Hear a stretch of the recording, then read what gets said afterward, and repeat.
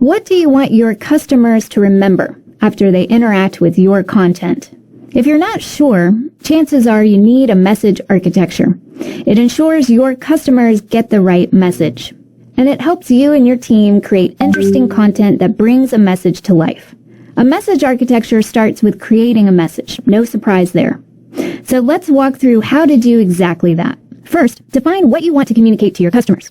To me, this is really focusing on what will benefit your brand or your company. A good starting point is to review your company's brand, voice, design, or identity guide. This usually lists characteristics that your company wants to exhibit. For example, when Intuit revamped TurboTax, they chose characteristics such as approachable and insightful. If your company doesn't have such a guide, that's okay. You can take a crack at writing down a few words or phrases and ask your marketing colleagues for feedback. And if you work in a large company, you can make this a group exercise. Check out the attached template.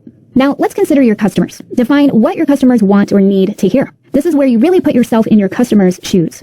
I suggest reviewing any customer journeys, insights, or personas on hand. If nothing like that is available, then check whether any publicly available research or information about your customers or your industry is available. Anything that helps you gain empathy for your customers is great. Then write down your customers' top aspirations, problems to solve, or frequent questions. Strive for 5 to 10. Again, if you work in a large company, you can make this a group brainstorming exercise. Check out the attached template. Finally, frame what you want to communicate in terms of what your customers want or need to hear. This is where message magic happens. Let's say it's important to your brand to come across as insightful. And let's say your customers are small business owners who don't have a lot of time. A key message for your content marketing might be insights in a jiffy. Once you define the message, you can bring it to life through show and tell. Take the message insights in a jiffy. You can show it through stories of other customers getting insights quickly, experts giving tips to get insights effectively, and more. You can also just say it occasionally. This combination of show and tell, to me, is what makes content marketing so powerful. So make your content marketing clear and compelling, one message at a time. Your content marketing team will love bringing messages to life in creative ways, and your customers will find that content hard to resist. If you're like most content marketers, you have more than one message to convey. Fantastic. But you're also at risk for what I call message mayhem. That's when you have so much you're trying to communicate, you confuse your content marketing team and your customers. To avoid this risk and worse, organize your messages into a message architecture.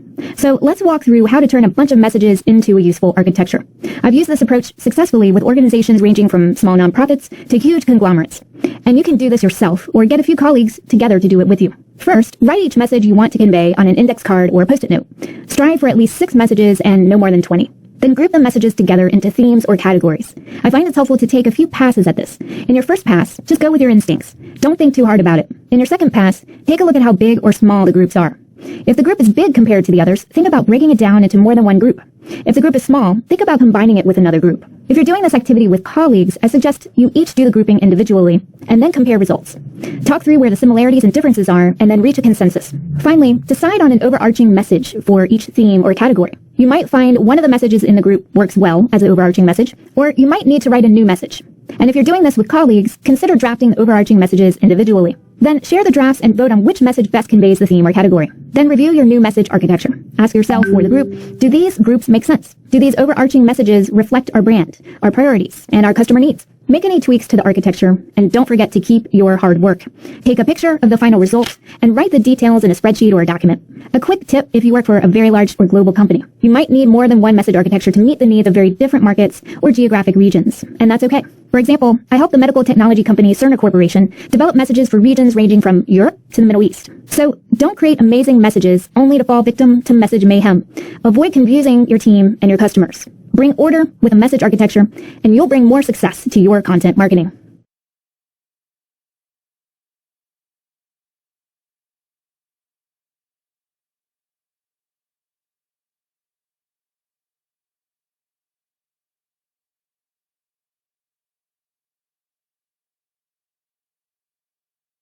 So you have a message architecture. You think it's great.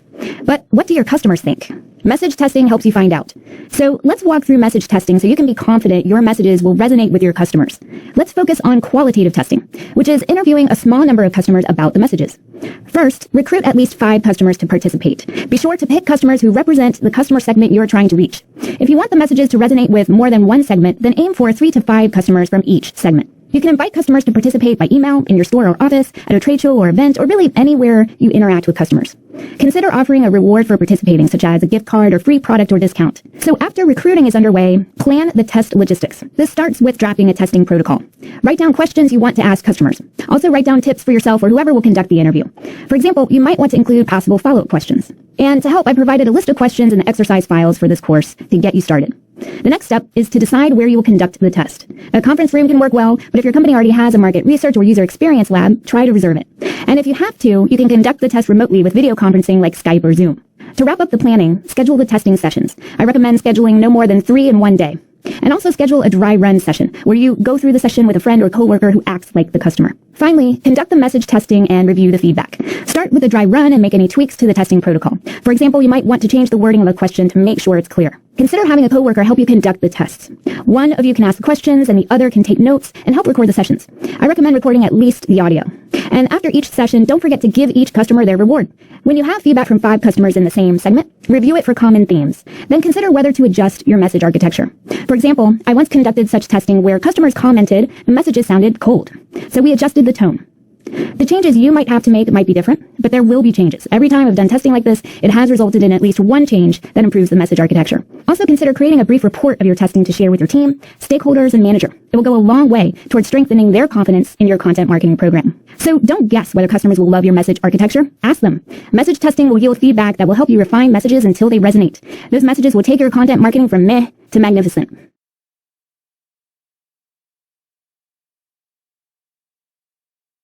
Let's say you have a message architecture that you and your coworkers like, but you want to be absolutely sure your customers like it too. You might wonder, is there a way we can test our messages with lots of customers? Well, wonder no more. The answer is quantitative message testing. So let's walk through how you can use quantitative message testing. As you might guess from the name, the whole point of this testing is to get your messages in front of a large quantity of customers, and to do it quickly. So first, let's talk about tools to do this testing. You will need a survey or remote testing tool. Your company might already have one, such as Qualtrics. If not, many free and affordable options are available. 2 I like are SurveyMonkey and User Testing. Next, you will need to find people to participate in your testing. The most cost-effective way to do this is to invite your customers. You can do that by email or by inviting them when they visit your website, or you can do a combination. Your survey or remote testing tool can help you set up the details. It's faster and easier than ever before. I like to aim for at least 100 people who represent the type of customer you want to reach. If you don't have an email list and don't have much traffic coming to your website, then you will need to consider recruiting specific people to participate. This approach is significantly more expensive, but it gives you a high degree of control over who participates, so it can be worth the insight you gain. SurveyMonkey and User Testing both offer recruiting services. Your company also might have a relationship with a market research firm that can help you recruit. Finally, you will need to set up the testing and use the results. I like setting up the test as a series of choices. Create a series of questions that ask customers to choose which company or product they prefer based on the messages. Make the answers variations of your message architecture. Include your preference along with variations that you considered along the way. Pull those rough drafts out of the trash, so to speak, and use them to help fill out your testing answer options. If you have so many messages you can't test them all, focus on the ones you or your coworkers debated the most. To help jumpstart your setup, check out the worksheet attached. It also includes an example. Now, as with any testing, it's important you understand how to make use of the results. So you should learn from this testing 2 things. One is what messages are validated clearly. When customers overwhelmingly prefer the messages you included in your message architecture, you can launch them with confidence. The second is what messages are invalidated clearly. In other words, you will see whether a message bombs. And if you plan to use that message, you will need to go back to the drawing board. You can consider what other message options customers preferred as you revise the message. So don't launch your new message architecture on a wing and a prayer. Use quantitative message testing to get feedback from lots of customers and make any final tweaks to your messages.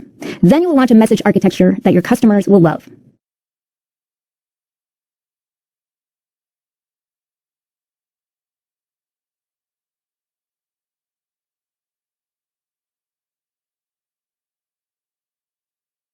Think about one of your favorite stories. Why do you love it? I bet one of the reasons is the story flows. When you read or watch the story, you believe it on some level. It makes sense to you. The great news is you can make your content marketing flow like one of your favorite stories. But there's a catch. It's not easy. That's where storylines can help. So I'm going to cover what a storyline is and how you can architect storylines to make your content marketing more organized and compelling. A storyline is essentially the plot, or what happens from the beginning to the middle to the end. I think of it as the Twitter version of a story. One way to jumpstart your storyline is to use a pattern. Sometimes it's called a narrative pattern. I'd like to highlight 2 patterns I found helpful for content marketing. The first pattern is simply chronological order. This is telling the story in the order events happened. One example is telling the history of your company or brand. Another example is creating a countdown to a big event or launch. And still another is coming of age, where your company or an employee adapts by learning an important lesson. As most companies today have to adapt faster to digital disruption, the coming of age pattern will be incredibly handy to you. The second pattern I often use is problem solution, or before after. This is when you show the problem, the solution, and how the solution made an impact. You can use this pattern in many different forms. It works well in a serious case study, but it also can take more lighthearted forms. One of my favorite funny examples is a video Cisco released a few years ago on Valentine's Day. The problem was finding a last-minute gift to express your love. The solution was, wait for it, Cisco's ASR 9000. Yes, offering a $250,000 network router as a solution to Valentine's Day is ridiculous. So ridiculous that this video went viral and gave millions of people a few moments of delight. Whether or not you buy network routers, you left the video with positive feelings about Cisco. The marketing great Roy H. Williams once said, "A good story increases the salability of an item without increasing its actual value." You can tell a good story by architecting storylines like coming of age or problem solution. You will make your content marketing more compelling, and don't be surprised if your sales skyrocket too.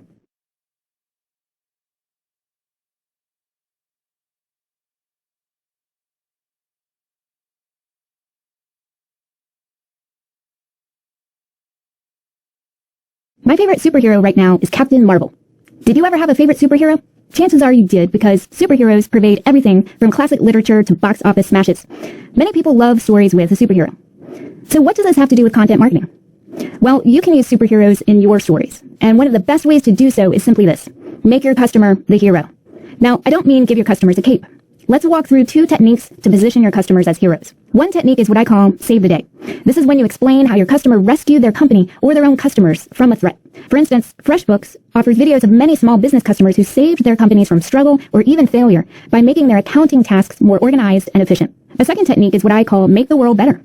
This is when you explain how your customer is making a difference in business, society, or the environment. For example, Airbnb magazine sends travel reporters to interesting Airbnb homes.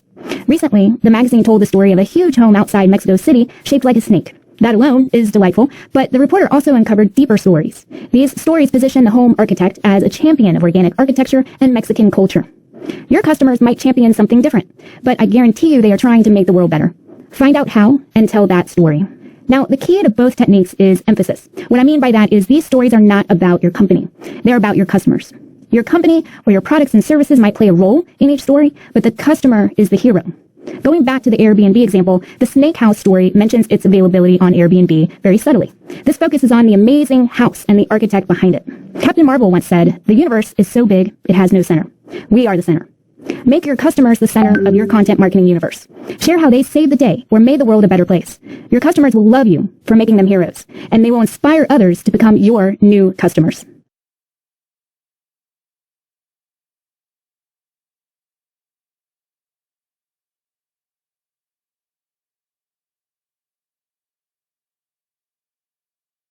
Employees are a company's greatest asset. That's a quote by former Xerox CEO Anne Mulcahy, and that's absolutely true for your content marketing.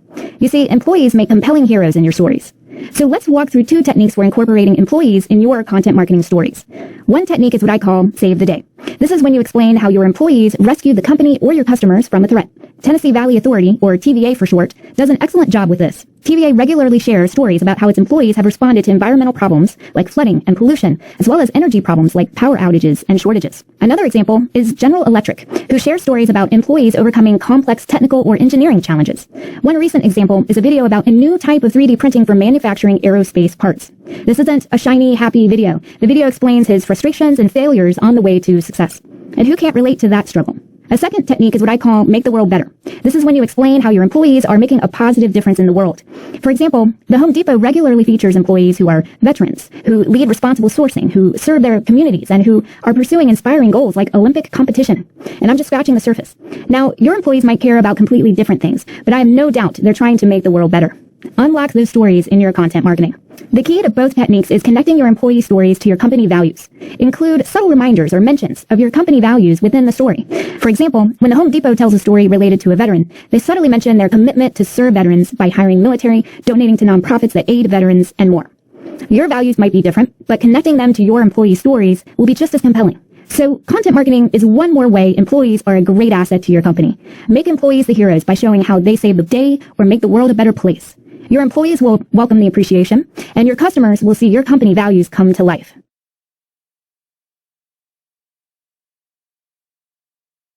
A story is an argument, and an argument is a story. That's a brilliant statement by Robert Rose of Content Marketing Institute. What arguments and stories have in common is persuasion.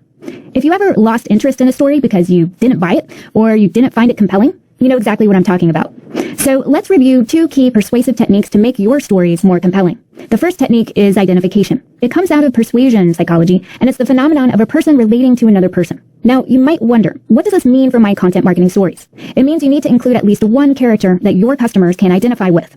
Now, identification can be shallow, such as if you have blonde hair, you might identify with me because I have blonde hair.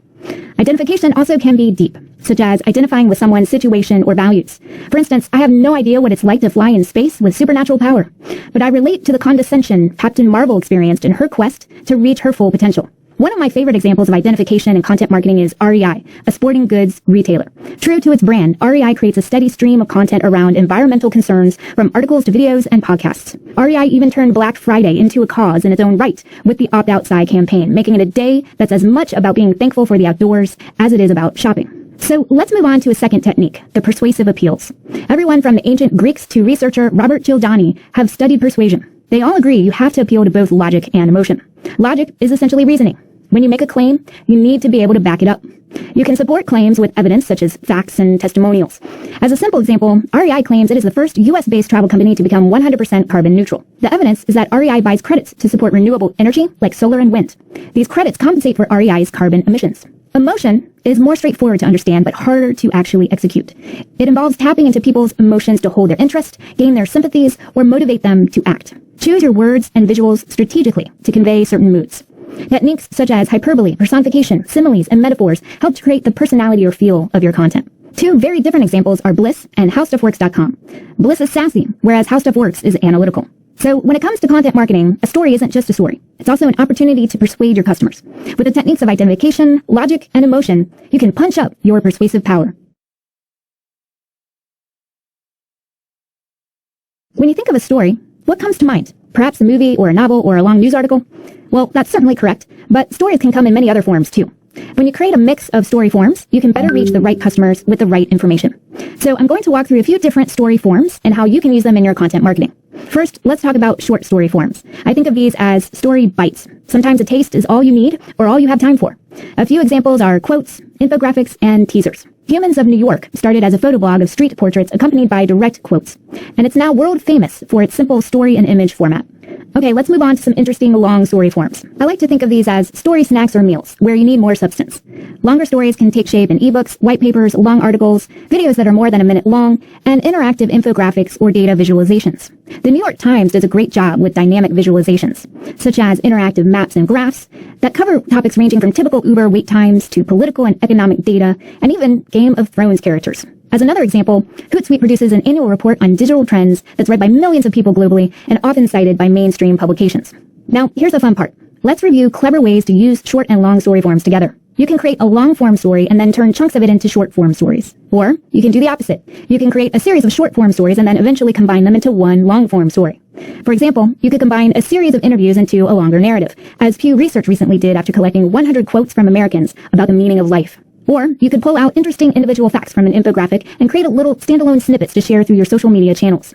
So a story doesn't always have to be long to be effective. Mix up your story forms to make the most of your content marketing. Imagine this. Your customers view your company as a trusted advisor. They turn to you for advice, guidance, and even inspiration. And they do so often. Sounds pretty great, right? But how the heck can you, as a content marketer, get your customers to view your company as a trusted advisor? The answer is thought leadership. So let's review what thought leadership is and how you can start to use it in your content marketing. Thought leadership is content that offers useful expertise, insight, or even training about topics your customers care about. I find that highly effective thought leadership also is unique. It's not like anything your competitors or the media offer. For example, Mouth offers amazing thought leadership about what we eat and drink. Mouth's network of independent food artisans offer unique perspectives and in-depth knowledge that you won't find, say, on Food Network. So, to start creating thought leadership content, you need to figure out what topics to cover. You want to find the sweet spot between topics your customers care about and topics your company has expertise, data, or insight to advise. For instance, Vend provides point-of-sale software to retailers. The resources on its site touch on all things retail, from store layout to inventory management and e-commerce, as well as broader sales, marketing, and customer experience tips that its customers can benefit from. As another example, MyFitnessPal helps users on their wellness journey with healthy recipes, exercise tips, and nutritional insights. These are all natural topics that align with its brand mission. Here's a topic planning tip. Sometimes you have to frame the topic you can advise on in terms of the topic that interests your customers. In other words, frame the new knowledge you have to offer customers in terms of what they already know. Meet them where they are. For example, HubSpot caters to readers seeking step-by-step guides on specific topics, such as how to post gifts on Instagram or how to rank highly on Google, complete with included templates. They lay out a plan that's easy to follow for even the greenest of digital marketers. Ancestry.com CEO Margot Georgiadis once said that a trusted advisor encourages you to look at a problem or opportunity from multiple angles. That's exactly what you can do for your customers with thought leadership. Frame your expertise, advice, and guidance in terms of topics your customers care about. And don't be surprised if your customers keep coming back for more. What's the number one reason customers view content as not useful? My research shows it's the content seems too basic. Customers feel it doesn't have the right details or enough substance.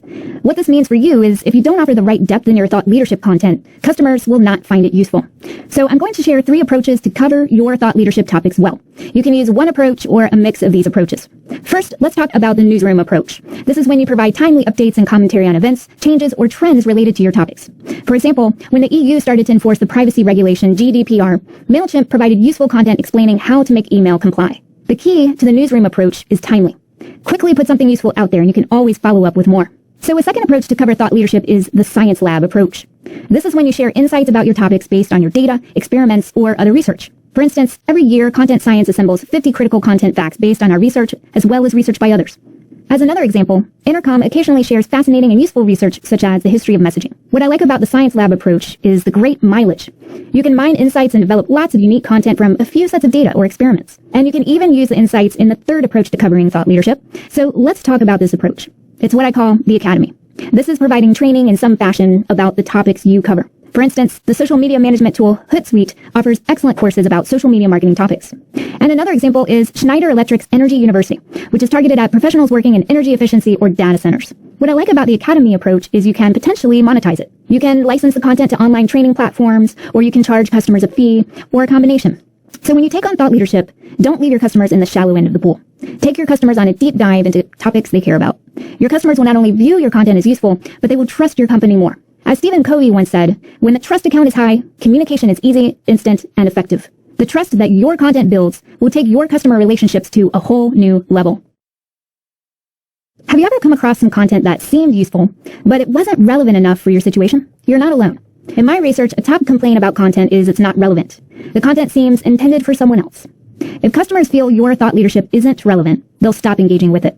So I'm going to share 2 techniques for making your content as relevant as possible. The first technique is to imagine your customers asking this question, so what? And of course, answer that question clearly. For example, a piece from beauty company Glossier leads with the headline, "Which skincare products on Amazon are actually good?" You immediately know what to expect based on the title alone. And because Glossier specializes in skincare, and they roped in an esthetician for the article, readers are likely to trust its recommendations. In fact, Glossier, the brand, was born from a blog. In this case, content actually came first. In most cases, you'll want to answer that question up front so your customers know immediately whether the content is relevant. If not, they can move on quickly to content that's more relevant. The last thing you want is for your customers to engage with your content and then feel like they wasted their time. The second technique is to provide clear relevance cues. I call this technique, the more specific, the more terrific. Don't be shy about saying who your content is for. There are a few ways to do this. The Home Depot provides clear labels on its guides about project difficulty and amount of time. If you're an amateur at home improvement projects, you can find easy, short projects. If you're more experienced, you can find complex, longer projects. Another way is to name your intended audience in the tagline or description. Charles Schwab, for example, uses this tagline for its magazine on investing. Strategies and ideas for the Charles Schwab community. That's a good start because it's clear the magazine is for people with a tie to Charles Schwab, but it's still pretty vague. TD Ameritrade takes it further by specifying their magazine is for active traders. More specific, much more terrific. So don't let your thought leadership fade into irrelevance. Make your content pertinent by answering the so what question, and help customers understand quickly how the content relates to them with clear cues. The more relevant your content seems, the more your customers will engage with it, and that's where your thought leadership will have the chance to shine. Take a moment and think about one of your favorite learning experiences. What made it great? Maybe you couldn't put your finger on it, but there was something different about that experience. Well, what made it great doesn't have to be a mystery. Instructional design offers handy insights grounded in psychology and practice, and I recommend using these insights to make your thought leadership content an amazing experience. So let's review 3 instructional design principles that will take your thought leadership from good to great. The first principle is repetition. If you want customers to remember an important point or idea, you'll need to repeat it and reinforce it at least 3 times. The fun part, I find, is doing this without boring your customers. There are lots of possibilities, so I'll list several. Here it goes. You can say the same idea without using the exact same words. You can repeat the key points in your content title and in your description. If your content is an article, you can reinforce the points in section headings and visuals. If your content is a video, you can reinforce the points made in the audio with visuals that repeat it. You can incorporate quotes from other people who repeat or reinforce your main point. You can boldly repeat a word or phrase to make an exaggerated point. This can make for a humorous moment. Repetition, repetition, repetition. Okay, let's move on to another principle called interactivity. This is all about getting people engaged with the learning. You can do this by engaging your customer senses, such as offering not only articles to read, but also video to watch and audio to listen. You also can add interactivity by having customers do something with the learning. Examples include answering a question, completing an interactive quiz or assessment, or completing a task or worksheet. Whatever you choose to do, it doesn't have to be long or complex, just enough to help customers apply what they're learning. For example, many LinkedIn learning courses offer downloadable worksheets and templates. And finally, let's talk about the principle of feedback. I think of this as giving people cues about their progress. This feedback can be simple, such as congratulating your customers for finishing an article or completing a task. Or the feedback can be more specific and personalized. For instance, after a customer completes an assessment, you can offer suggestions tailored to the customer's answers. Fitbit Coach Premium is an excellent example of giving customers a full range of feedback. You earn kudos for basic tasks, such as entering your fitness level or completing a program. And you get highly customized exercise programs, training advice, and insights to help you understand your progress. The key for this principle in content marketing is framing the feedback in terms of progress. You don't want customers to feel stupid, but you also don't want them to feel they wasted their time. Meet your customers where they are and point out how your thought leadership helps them move forward. So turn your thought leadership content into a great learning experience. Repeat key points, add interactivity, and provide feedback.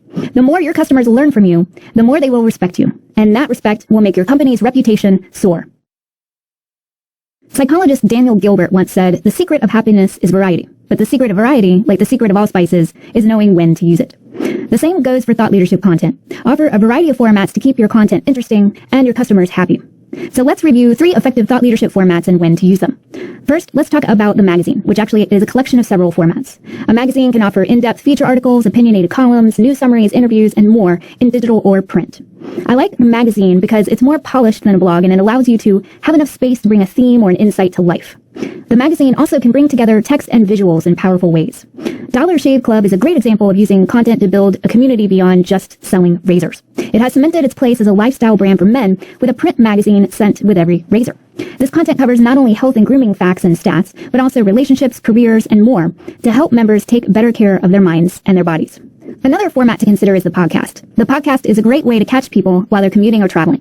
The podcast is well suited for exploring topics in depth through interviews and discussion. For instance, financial firm Charles Schwab produces a couple of different podcasts. Financial Decoder, which devotes each episode to a single financial decision and its consequences. And Choiceology, which explores behavioral economics and the traps that can lead to expensive mistakes. As another example, accounting SaaS platform Xero caters to both techie and entrepreneurial listeners with its podcasts. The podcast also can be a great format to experiment with a fun or humorous tone. Take Stuff You Should Know. This podcast demystifies everything from sloths to the Secret Service, all while keeping the vibe light and accessible. And lastly, let's talk about the training course, which can be a collection of formats. I find a mix of video, interactive activities or quizzes, and slideshows can make training courses quite engaging. A good example is HubSpot's Training Academy, which offers certifications in sales, service, and marketing. Its modules integrate all these content formats to cater to varied learning styles and keep users engaged. So spice up your thought leadership with a variety of formats like magazine, podcast, or training course. Your content will make your customers happier, smarter, and wanting more. Did you know email subscribers are 3 times more likely to share your content than visitors from other sources? Did you know it's much easier to deliver personalized content through email than through social media? Email is very much your content marketing friend, and I'm only scratching the surface. So I'm going to explain how to grow your email list and use that list wisely. First, make subscribing to the list enticing and easy. Describe how the email will benefit your customers and how often customers can expect to hear from you. I recommend sending at least 1 email each month. To make signing up easy, I recommend offering a few ways to do so. The most effective way is to intercept customers who are already consuming your content with a pop-up form. Tools such as Opt-in Monster make this easy.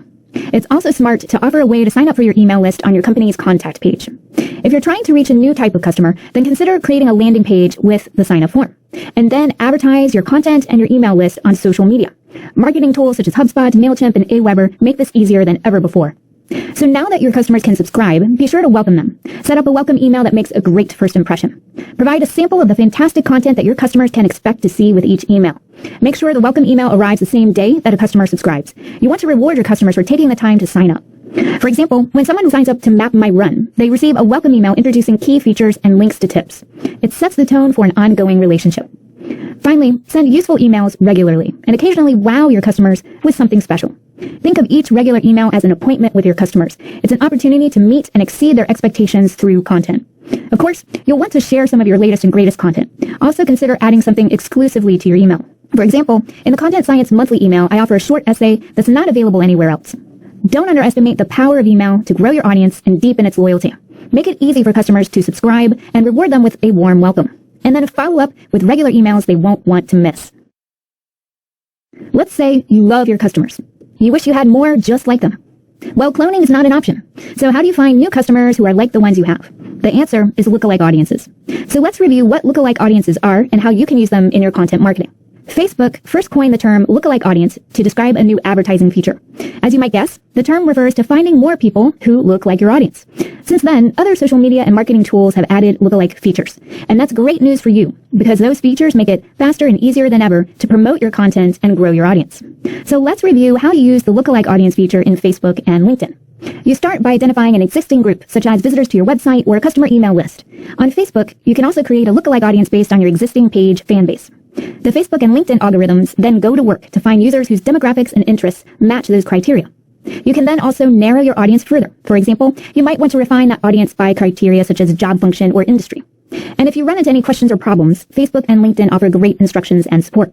Finally, let's touch on some emerging lookalike audience features. MailChimp offers a lookalike audience feature for its postcards. Print is far from dead. And marketing platforms such as HubSpot, MailChimp, and Pardot make it easy to use lookalike audience features in Facebook. Instead of logging into lots of different tools, you can do it all in one place. And this is an exciting time for marketing technology. Improvements happen daily. So watch for the tools you use to add more features around lookalike audiences. So to get more customers just like yours, you don't have to splice jeans. You can find them using lookalike audience features in social media and more. It's easier than ever to connect the right people with your amazing content. When you want to know the answer to a question, what's the first thing you do? If you said search Google, you're definitely not alone. 90% of searches are conducted via Google. So when customers ask Google a question about topics you cover, your content should be part of Google's results. That's called search engine optimization, or SEO for short. You probably heard about some SEO basics when you started your content marketing program. Today, I'm going to explain 3 advanced techniques to grow your audience. The first technique is to give strong signals of your reputation. This will help Google prioritize your content in its listings. The good news is Google states publicly how they judge reputation. You can read all the details yourself in Google's content quality guidelines. The gist is to show the credibility of your company and of your authors. Examples include awards, recognition, reviews, and mentions by respected professional associations, nonprofits, research centers, and Wikipedia. Mention these credentials in descriptions about your content marketing and about your authors. If your content is about topics that Google considers very serious, such as finance or health, your content will come under even more scrutiny, so these credentials are even more important for you. So let's move on to the second SEO technique. Cultivate links to your content from other websites that have a strong reputation. Typically, websites where well-known brands, associations, media, and influencers work well. I find these links will naturally happen if you do a good job of promoting your content. These links not only drive traffic to your site, but also signal to Google that you have great content. So your content will be more likely to display at the top of Google search results. You can check where you stand on these links with tools like Moz. If you find you don't have many of these links, then promote your content more frequently. Also, consider reaching out to a few websites to make them aware of the great content you offer and how it will interest their audiences. You also can offer for them to republish some of your content and include a link to the original source. If you do that, be sure the website uses a canonical URL, so Google knows you're the original content source. The third technique is to offer some content in question and answer format as both text and video. These formats